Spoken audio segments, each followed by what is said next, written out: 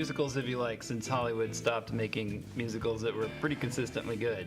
Well, this was tough. I mean, first of all, what do you think is the like late 60s? The golden age. I mean, I was thinking Dreamgirls just for something that's kind of preserves the spirit of the classical musical and yet still is post-classical. Like, I don't think a lot of films can really strike that balance. I mean, I don't think it's the most brilliant film ever, but I think it does a good job of doing that.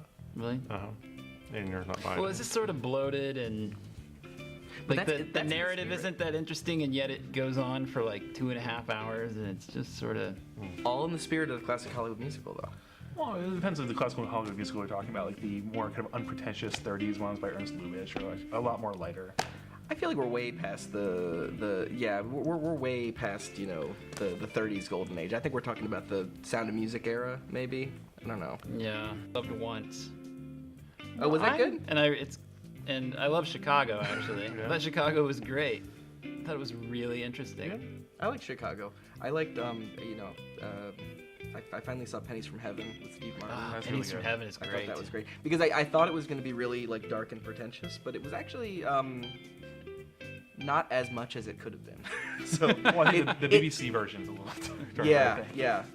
Well, yeah, and there's something about Steve Martin that however dark he tries to go, it just doesn't quite work. Yeah, although he can be quite menacing, I think. I find him really menacing in, what's the David Mamet film he's in, Spanish Prisoner? Oh yeah, He's he was very good in that. Very, Yeah, very good. Although he still had a weird oily charm in that. I thought. He was very charming, but he was also really menacing. Yeah, I haven't seen Novocaine yet. He's supposed to be weird in that. That's not very good. No, it's pretty bad. It's bad. I won't see. Take Novocaine instead of watching. Terrible. Another thing about Dreamgirls that bothered me is that about 40 minutes into that movie, you're watching it and you think that all of the music is diegetic, and then about 40 minutes in, there's a weird shift where you realize that it's not that kind of musical. Right. Yeah. Yeah, I found that strange too. Actually, But it doesn't feel like it's done in such a casual way, like now we're non-diegetic, that it doesn't feel like a cool stylistic thing. Like let's get people. It just felt carelessly like they they didn't inform us. No, it's at the integrating beginning the of the movie. backstage and the integrated musical. It's bringing those two together. But it doesn't really the like post-classicalness. once it gets to that point, it's sort of just a traditional musical.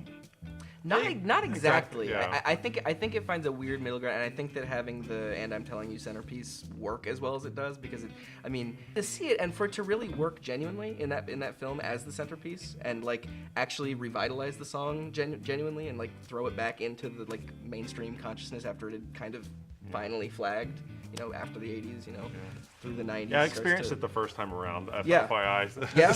What was your experience of it the first time around? Well, my sister loved the song, so she had the single and play it nonstop. Yeah. I mean, that was when it was Broadway. It wasn't a music. It was, so obviously I couldn't see it in small town, but yeah. But that song is also a problem in that movie because it's so good that everything that comes after it is like, oh man, like how much more of this Yeah, is there? Like that. But it's like she's Rocky. amazing. It's like an Rocky. amazing It's like scene. seeing Rocky Horror Picture Show with an audience. Like the last 30 minutes of Rocky Horror Picture Show could easily just be chopped off. But if you see it with the audience, they make the attempt to keep making jokes, even though there's really not as many places to make jokes in the last 30 minutes. They just keep going. and if you watch it with an audience that knows Dreamgirls, right? They were with it to the end, and it was like a performative, like an audience performance piece. And I got it. Like it's like, oh wow, I'm interested until the end of Dreamgirls. Like that's really interesting. The movie doesn't quite capture that spirit of it, I don't think, but it, you know. Well, the first half's the rise, the second half's the fall. I mean, yeah. I mean, I'm almost like I'm not interested enough to subject myself to it again, but I would be interested to see your point about it's that postmodern kind of, because I didn't get that at all when I first saw it. Yeah. Or if I did, I just felt like, wow, this is I a don't think super it's light postmodern, I think version it's of like what post-classical. Chicago tried to do.